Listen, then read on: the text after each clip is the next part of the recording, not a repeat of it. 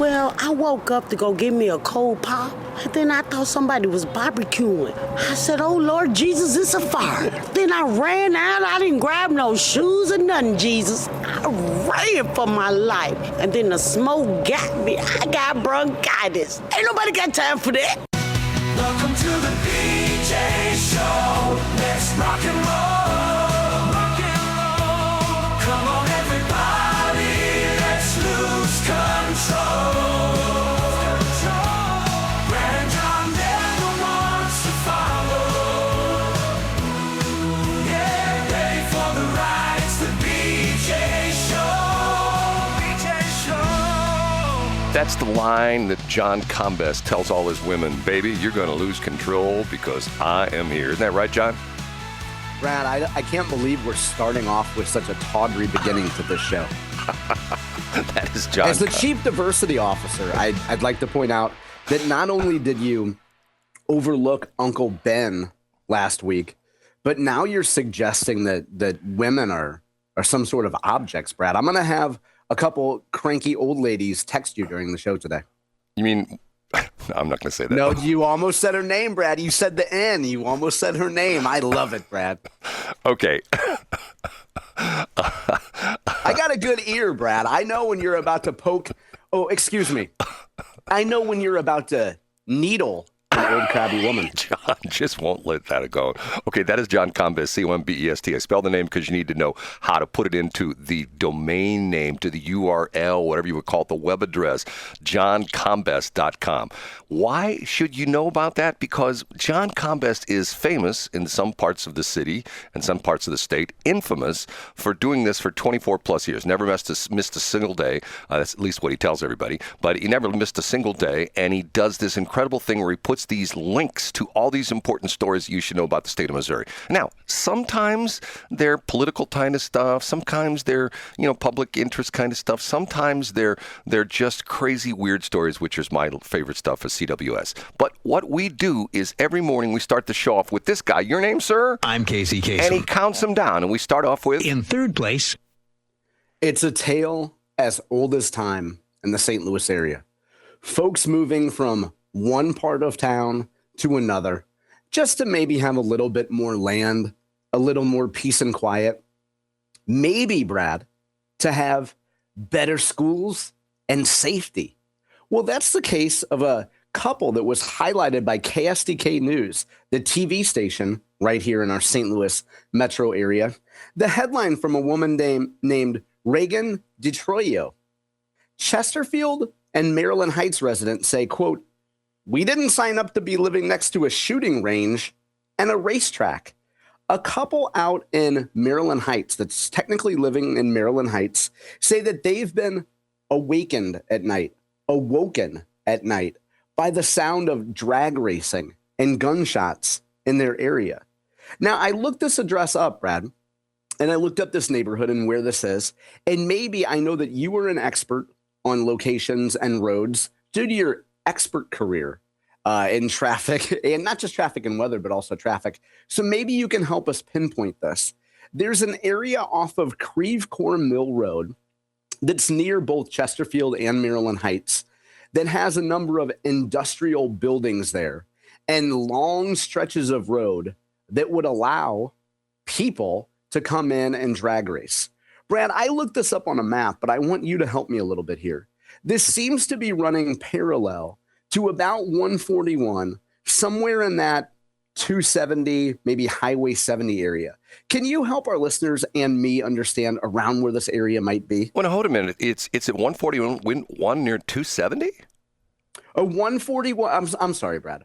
140, and this is why I ask you the question. Around Creve Coeur Mill Road, right. At some point that runs into the area near 270, right? Right. But it right there, 270 and 141 would be the quarry, so it would have to be down further than that. It have to be because the quarry goes for a good long way, all the way down to. Now, when you say down, Brad, can you be specific? Do you mean north, south, east, west? I'm talking south. Essentially, what happens there is that 141 crosses 70 almost at a due south south angle. It curves around a little bit, but it continues to go south through, obviously through Maryland Heights, through Chesterfield, then down through what I guess it would be Manchester. Yeah, we got it. Thank you for that, Brad. Okay, so that's helpful there. I think that helps people pick exactly where you mean there. So there's apparently a number of industrial roads there. And I don't want to get too lost on the geography there because I want to get to the objections here. Is that at nighttime, these folks say there's a particular couple named Will Grote and Kristen Grote that the reporter interviews. And they say, quote, when you put your little kids to bed at night, you don't expect to be woken up by squealing tires, revving motors, all followed by gunshots. And then Grote's wife, this gentleman's wife, says Friday evening, there were probably at least 40 to 50 cars that were drag racing. All we hear is squealing tires and revving engines. Once the police arrive to chase them away, there's a lot of gunfire. Now, I ordinarily wouldn't just talk in general about a municipal issue here. I certainly wouldn't link to it on my website. But I will point out that I have it on johncombest.com today because the Grote family says that they've contacted people from the state about this. They say they've contacted not only Maryland Heights police and Maryland Heights officials, but also state officials. They don't say who. Maybe they mean a state rep. Maybe they mean Attorney General Catherine Hanaway's office. But this gentleman, Will Grote, says, of all the money we spend in this area for development and for policing, how do we at least not have some officers or security guards keeping track of this area where people are known to drag race? So to me, this seems like a situation of a family. Now, the Grotes didn't say if they moved from anywhere else, but you go somewhere, you move to Chesterfield or Maryland Heights because you think it's going to be a civilized area. And then you have people coming in at night, presumably from somewhere else, and they're drag racing and licking off gunshots, Brad. This seems like a terrible situation. That's the Ladue Motor Club. They all come out from Ladue. They drag race out there. Is it? Yeah, that's what it is. No, can I make a comment here? Please do, Brad. I'm not exactly sure they're gunshots. And the reason I say that is because this is Brad, the car nerd. One of the things that's gotten very popular, especially with the supercars, the Lambos and the Ferraris and things like that, is the guys will tune them to purposely backfire. And what they call the burble and stuff like that. Well, they will tune them. They will purposely backfire, and it does sound like gunshots. So I don't necessarily know that these are gunshots. Matter of fact, if you live near a highway and you're near an interstate, you hear backfires of trucks and cars all the time, which does sound like gunshots. I got a feeling these are not gunshots. I think this is just the way the guys have tuned their cars. And depending on what kind of cars they're running, if they're the exotics like the Lambos and stuff like that, which a lot of guys do drag race those, that may be what it is and not gunshots at all. That's interesting, Brad. I guess we'll have to reach out to, I don't think it's the Ladue Car Club. I think it's probably a group of Asian females from WashU. No, what she doesn't realize is, and see, this is the interesting thing. Secretly, they put together the new film, the Missouri film credit thing to try to get film production. And what I know this for a fact because secretly they've been coming into the area to shoot B-roll for the new Fast and Furious 26. That's what they're doing. That's the movie's going to come out later this year. So that's what they're doing. They're doing B-roll for it. Yet your anecdotes yesterday about Ozark and film credits come full circle. Hey, I have a story in number 2 that you're going to love that combines a couple of your favorite things. Up a notch to number 2. Down Springfield Way. If you go to KWTO's website, no, don't go there. Just go to johncombest.com today. You'll see an interview that my boy, Elijah Haahr, did with a St. Louis native, a guy named Jeff Vernetti. He grew up in Wildwood. He went to Lafayette High School, and then he moved to the Lake of the Ozarks area, Camden to be exact. And he's been hearing from some businesses near Lake of the Ozarks, entertainment, restaurants, others that are being targeted. I hate using that word usually, Brad, but they're being targeted by some attorneys. Now, the reason why I say that you'll love this story is that it involves website development and website creation. Mr. Vernetti on Elijah's show says that he's sponsoring a particular piece of legislation to defend businesses against predatory lawsuits. Here's how he describes it. Most of these law firms are using a plaintiff who is a blind gentleman in the Kansas City area, and they're using this guy as a plaintiff in their lawsuits. And they'll go to, say, a restaurant at Lake of the Ozarks and say, excuse me, Gators, or whatever the name of the restaurant is, we went to your website and it is not ADA compliant. And as a business that operates under the laws of jurisdiction X, you must provide an ADA compliant website. You are out of compliance and we intend on suing you. And according to Mr. Vernetti, most of these folks get a letter that say they're going to get sued for $10,000, $15,000, $20,000 because they're in violation of the Americans with Disabilities Act. They're not making their restaurant menu compliant to blind people. But then the attorneys, of course, say, you know what? We'll settle for $5,000 or $7,000 or maybe $4,000. They pick a smaller number. According to Vernetti, quote, they pick a smaller number that the business owner just swallows to avoid the lawsuit. They make you sign a non-disclosure agreement. In other words, you can't go around saying, hey, these ambulance chasers are suing small businesses for money. Be on the lookout. So Jeff, Mr. Vernetti, Representative Vernetti, proposed a bill that passed the Missouri House by a vote of 149 to nothing. Now, that's almost impossible to do in the current political climate in the state of Missouri. And what it would do is, according to Mr. Vernetti, it doesn't say that restaurants don't have to make their website ADA compliant. It just says that companies have up to 2 years, I believe, to make their website ADA compliant. In other words, if an ambulance chaser comes to you and says, you better make your restaurant menu compliant, you can call in and say, hey, we need 2 years. We have 2 years to put up a website that has a little widget. And by the way, both Mr. Vernetti and Elijah do a good job of detailing what the business can do, which is installing a widget that can read a menu to blind people. So this would appear to be a rare case of both the trial lawyers, as Mr. Vernetti points out, and the Missouri Chamber coming together and saying, we're going to stop these predatory lawsuits. We're going to protect small businesses from being held ransom by ADA complaints. Brad, surely you have an opinion on small business owners, particularly folks who work with restaurants, being forced to put on an ADA widget. What do you think? This is a carryover from a situation that happened in New York. I think it finally died down, but there were several law firms that would essentially hire handicapped people and as restaurants, but it wasn't on their website. They would literally have them go to the restaurant and use the restroom.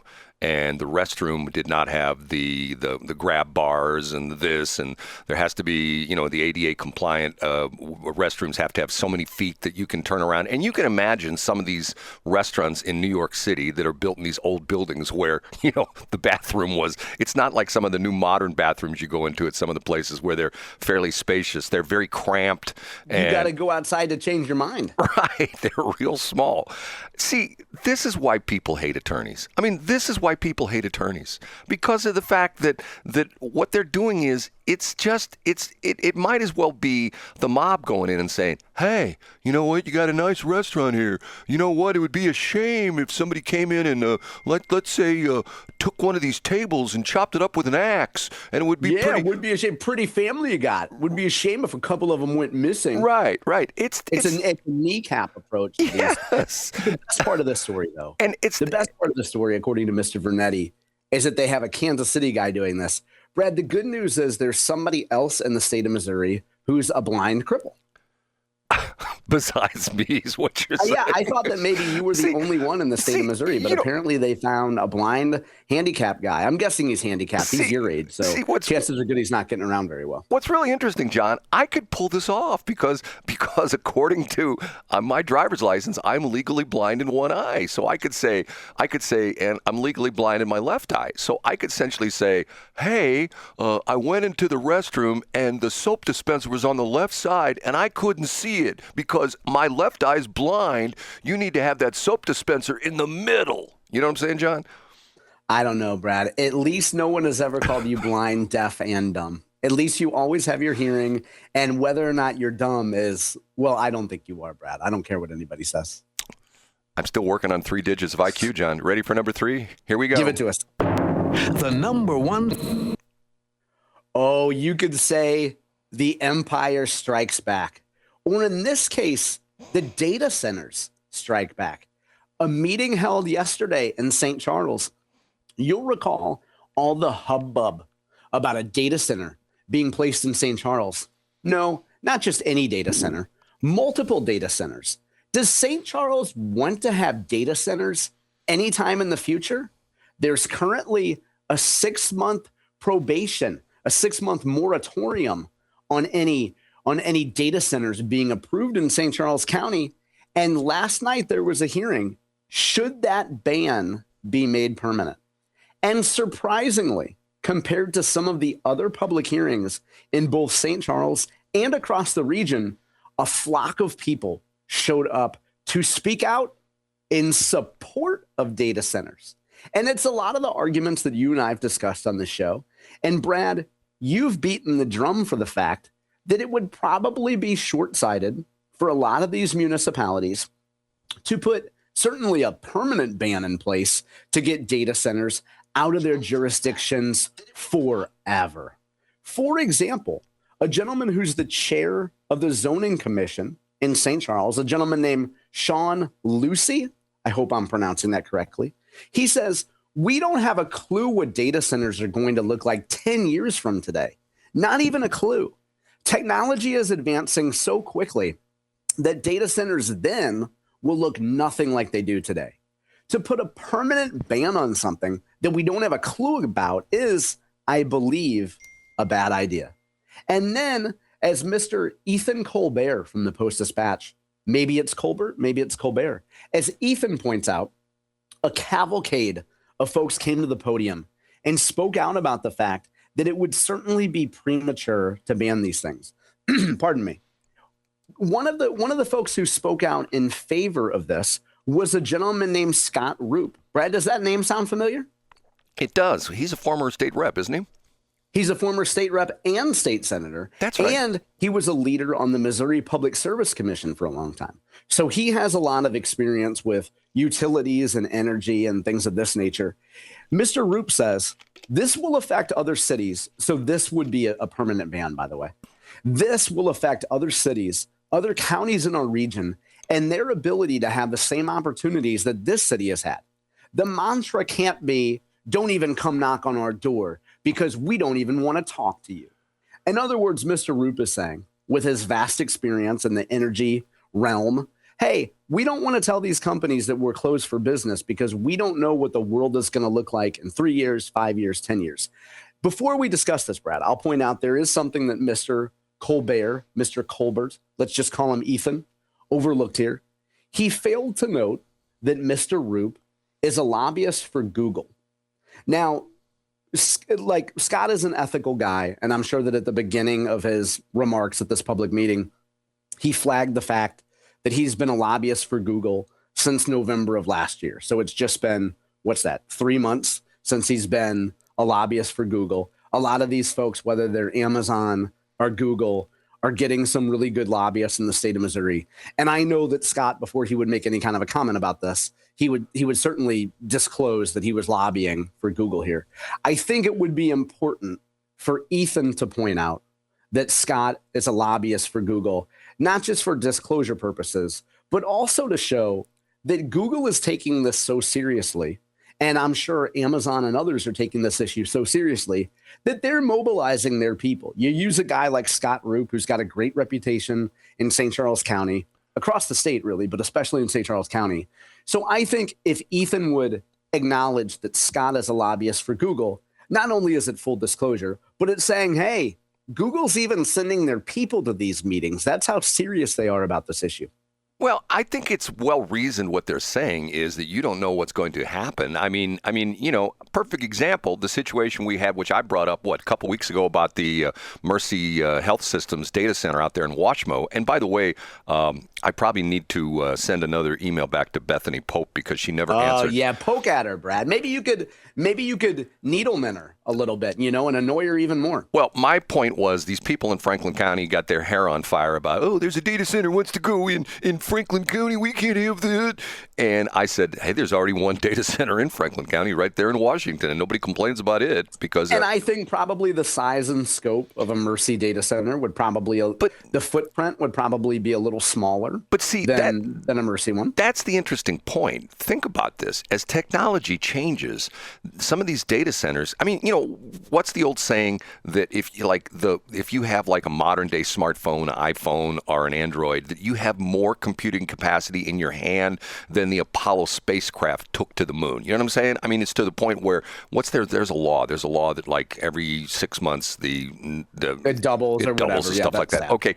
The problem with this is I can tell you the next war front is going to be as we have problems with power and the grid and things like that, and there's going to be, and they're talking about this, you and I have discussed this on the phone before, what they call the small packaged nuclear power plants, which are literally built like in the shipping container kind of things, where a truck can show up, they can load it in, have a crane pull it off the truck, drop it onto a foundation, hook it up, and it's a nuclear power plant. Can you imagine the people showing up at the city council meeting? I don't want a nuclear power plant anywhere near me. I don't want that. You know what I'm saying? When it's just as efficient. And think of the decades that you've told women that something in a small package is just as powerful as a big normal one.